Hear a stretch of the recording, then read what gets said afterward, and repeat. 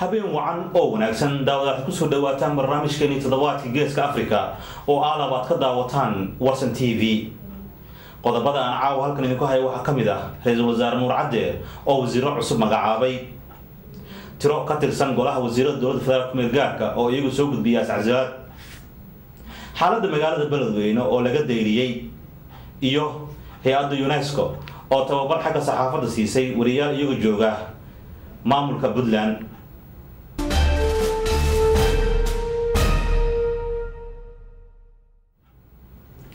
وهذا داود واحد كسر لواتان قضبضي تضوات الجيش أفريقيا أو بحسن رئيس وزراء الدولة الفدرالية كملجاركا أي سجوا وحى مجعابي لح وزير قواس أو بدل دونه وزير هذه الدوان إسكعزلي حلكي أي كهين حكومة الفدرالية كملجاركا رئيس وزراء أي وحى أو شيء إن أي صوت قلت هاي مركا أي قولها وزير هذا يشريان إن لهلو ترى كارم كبوحية مركز أو أم بغادي كران شركو ذا. رئيس الوزراء نور عدة ayaa waxa uu ka shaqeeyay in ay soo gaareen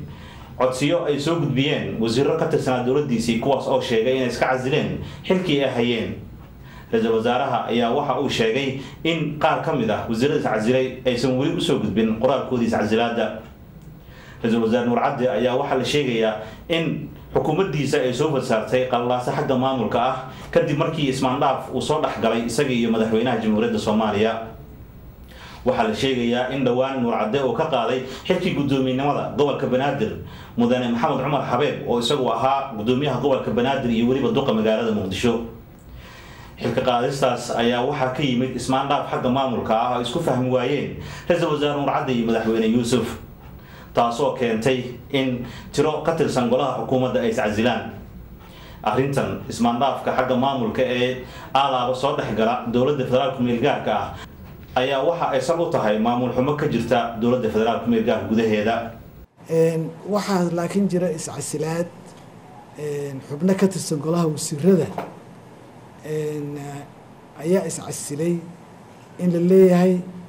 oo hadalka yani nooga imaanaya meelo kala duwan ay sheegayaan in dhowr wasiir iscasishay, laakiin ilaa hadda xafiiska ra'iisul wasaaraha soo ma gaarin wax dokumenti ah oo soo gudbiyey wasiir iscasilay. kumeelgaarka ay jirto shaqaynayso, doodaha baarlamaanka ka socdana ay yihiin yani doodo kulley maaragtay ilaa heer aan dhihi karo waa baarlamaan doodiis waa laga yaabaa, laakiin kulley inay yani cid kale dabada ka reexayso meediyadana ay ka qaadato runtii kaalinta ugu weyn. daawadayaal waxaan kaloo idin hayaa 10kii wasiir ee iyagu iska casilay dhawaan xilkay u hayeen dowladda federaalka meelgaarka shir jaraa'id ay ku qabteen wasaaradda warfaafinta. warkaas oo faahfaahsan waxa inoo soo gudbin doonaa wariyaheena magaalada Muqdisho. xubnahan golaha wasiirada ee Ra'iisul Wasaare Nuur Xasan Xuseen Nuur Cadde ee maanta iscasilaadu sameeyay ayaa waxa ay ka kooban yihiin 10 xubnood, iyadoo halka iscasilaadu ay ka dhaceysay ee wasaaradda warfaafintan ay ku sugnaayeen 5 wasiir, halka 4 wasiirna ay dhinaca emailka ku soo gudbiyeen iscasilaadooda, sida ay saxaafaddu u sheegtay Khadiija Maxamed Diiriye wasiirada horumarinta haweenka iyo arrimaha qoyska ahna si hayaha wasaaradda xanaanada xoolaha kalluumaysiga iyo beecada. aan ka soo gaartay in gudoomiyaha shaqada laga eriyo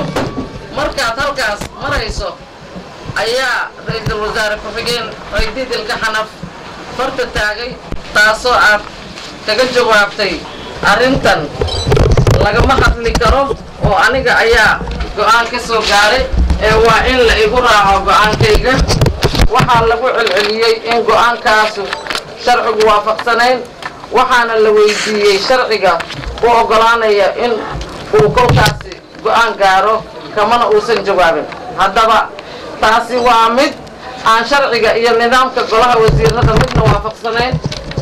horeyna looga arag weligeed qof ra'iisul wasaare ah, horeyna aan loo arag qof ra'iisul wasaare ah oo aan u dhaqmo siduu noola dhaqmay. taasina waxaan u aragnay keligii talisnimo iyo awood maroorsi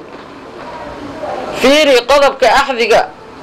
qarameedka 48 49 52 iyo 53 oo saameynaya awoodda iyo talada golaha wasiirada iyo sharciga number 7 ee 15 bishii Maarso 1962 sidaas daraadeed ma qaadan karno mana xamili karno wixii dhacay maalintii Arbacada ee taariikhdeedu ahayd 29/7/2008 ee sharciga axdiga ku meel gaarka ah lagu jabiyay mas'uuliyadeedana kulama wadaagi karno. xubnahan golaha wasiirada ayaa waxa ay sheegeen in ra'iisul wasaare Nuur Xasan Xuseen Nuur Cadde uu ku xadgudbay qodobada axdi qarameedka ee 48 49 52 iyo 53 sidoo kale xubnihii halkaasi ka hadlaya waxa kamid ah Abukaato Ciidiid Cabdullaahi Ilkaxanaf ra'iisul wasaare ku-xigeenka ahna wasiirka waxbarashada iyo hidaha iyo sihayaha wasaaradda caafimaadka dictatoriyad meeshayna gaarsiisay dictatoriyad waa taalkaana dhigtay iyo anaa sidaa yeelay ma ogolaanayno mana haynay dariiq inoo noqoto jid aynu ku soconno weligeen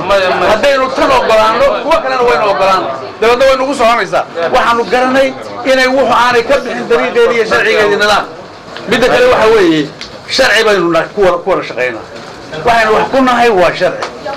anigu مثلا بدأ حسبا كي واحد جوجنا عندي روشين وشرعي النظام دولي واحد تفكر هدي له وشبكاسي وشرعي جاي نظام كاسي أنا وترين نقول غير كذي من الدولة واحد يسكو هي الدولة بعد مقشامبا والرول اوف لو واحد يروح وشرعي رول اوف لو وهدوح معه أو في راهو عادي أنا جوي عند كلام ما بتشتو أنا ترى ما يسوى labada nin aniga alaaba laba nin waxaan wax ku kala nahay waa dawlad iyo nidaam oo anigu aan ra'iisul wasaare ku-xigeen ku ah haddaan ay sharci ahayn laba nin oo caadi aan noqon hayna ma ahayn ra'iisul wasaare ku-xigeen ma noqdeen waa sharciga iyo nidaamka dawliga ee jira waa in la hayaa oo aanay dhaqan inoo noqonin oo aynaan mar walba ka dulqaadan wax dictatoriyad ama nooci ana waa kelmad xun oo aan fiicnayn oo aan ahayn inaynu weligaan qaadan haddaynu doonayno inaynu wax noqonno oo waa inay wuxuu wanaag inoo noqdaan oo aan wadaagnaa oo dimuqraadiyad jirtaa oo qof walba uu oran karaa waxay la tahay min golo wasiire waanigo ra'iisul wasaare ku-xigeena ma hadli kartid أنا أمر قال هل كي يقول الله ما تعالى ترى الواحد كانوا قدامين أو نقطة إيشدان أو سماية نقول توصيه كل بقى إيشدان خلاص حاجة بحي أودي سوا أنت في إداري أنت كان سكير من بعض khilaafkan ayaa waxa keenay kulan ay 29 bishii 2008 ay lahaayeen xubnaha golaha wasiirada oo ra'iisul wasaare Nuur Xasan Xuseen Nuur Cadde uu hogaamiyo oo ra'iisul wasaaruhu ka hor aqriyo warqad qoraal ah oo xilka uu kaga qaadayo gudoomiyaha gobolka Banaadir ahna duqa magaalada Muqdisho Maxamed Cumar Xabeeb Maxamed Dheere oo qaar kamid ah xubnaha dawladda federaalkana ay arintaasi diideen lama oga waxa ay ku dambeyn doonto iscasilaadan ay maanta 10 xubnood ee ka tirsan golaha wasiirada ay u soo gudbiyeen ra'iisul wasaare Nuur Xasan Xuseen Nuur Cadde Maxamed Nuur Maxamed Shariifka TV-ga Warsan Muqdisho magaalada Beledweyne ee xarunta ah gobolka Hiiraan ayaa dhawaan waxa ka dhacay dagaallo isaga soo horjeedaan xoogga maxaakiimta iyo dawladda Itoobiya kaasoo sababay in dadweynihii deganaa ee magaalada gabi ahaanba ka qaxaan dadkan oo soo food saartay xaalad aad iyo aad u adag ayaa waxa la sheegayaa inay ku qaxeen daafaha magaalada Beledweyne arrintan oo ah mid aad iyo aad ay wax xumaadeen dadka degan magaalada Beledweyne ayaa waxa la sheegayaa in hay'adaha gargaarka ayna gaarsiin wax gargaara wariyaha magaalada Muqdisho Cabdixafiid Saciimka ayaa warkan inooga soo gudbiyay xaalad nolol xumo aad u daran ayaa laga soo sheegayaa inay la soo diristay qoysaskii ka barakacay dagaaladii toddobaadkii hore u dhaxeeyay ciidamada Itoobiyaanka iyo xoogagga ka soo horjeeda isla markaana ku dhex maray